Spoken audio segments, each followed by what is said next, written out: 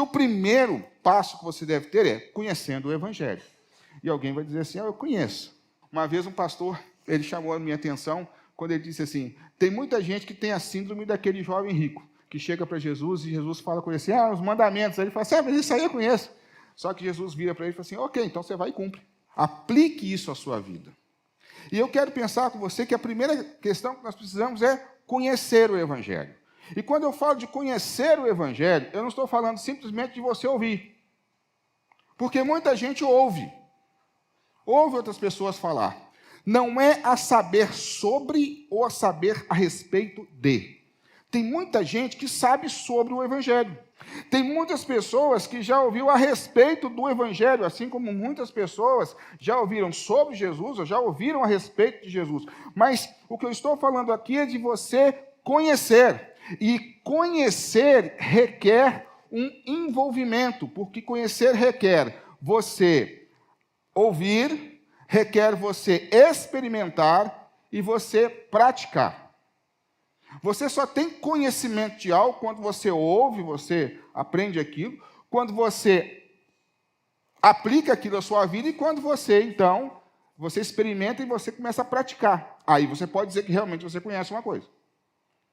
E conhecer o Evangelho, queridos, está exatamente relacionado a nós nos envolvermos com o Evangelho. Então, ler. Como que você começa a conhecer o Evangelho? Em primeiro lugar, lendo. Você já leu o Evangelho de Jesus? Você já leu os Evangelhos?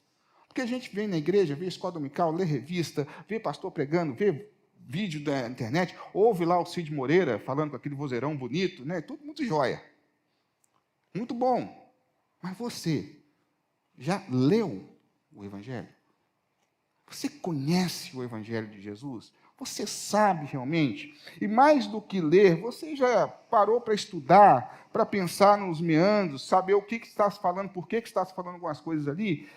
Então, o primeiro passo para você viver de forma digna do Evangelho é você conhecer.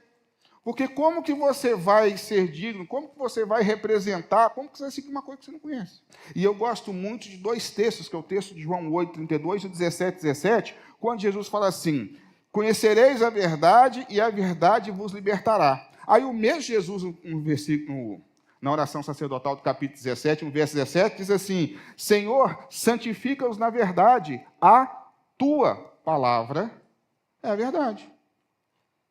Ou seja, conhecimento prático, vivencial, experimental do Evangelho. Para que nós possamos ser dignos do Evangelho, a gente precisa conhecer.